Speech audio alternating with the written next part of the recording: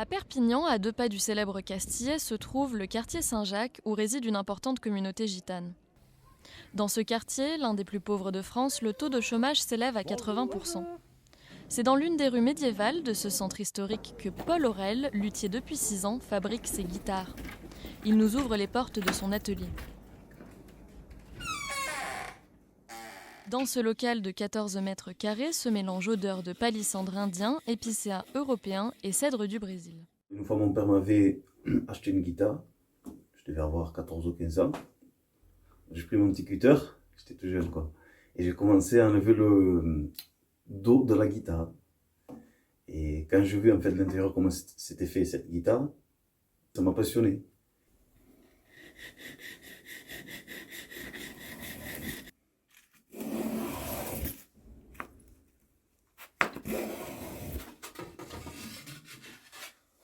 Modeste, Paul ne se voit pas comme un exemple, mais sa réussite brise les clichés qui collent à la peau de la communauté gitane. Pas mal de personnes, on va dire, qui sont non de la communauté gitane, pensent qu'on est des gens qu'on ne veut pas travailler, qu'on ne veut rien faire, qu'on est des fainéants et tout. On a des fainéants dans toutes les communautés, hein. Il n'y a pas que la communauté gitane. Hein.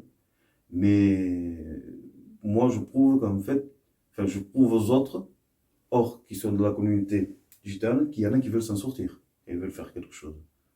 Moi, j'ai voulu devenir luthier, mais je suis devenu luthier. Mieux encore, Paul a même aujourd'hui sa propre signature. Tous les luthiers, en principe, ils ont une marque. En fait, ils font un dessin sur toutes ces guitares qu'ils fabriquent pour qu'elles soient reconnaissables. Ils viennent dans ce métier-là, et dès que tu prends un morceau de bois, en fait, tu pars de rien. Hein.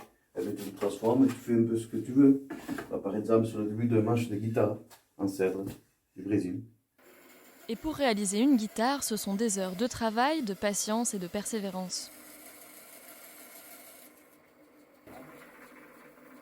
Moi, je gagne ma vie plutôt en faisant des réparations, des vernis, des guitares fissurées.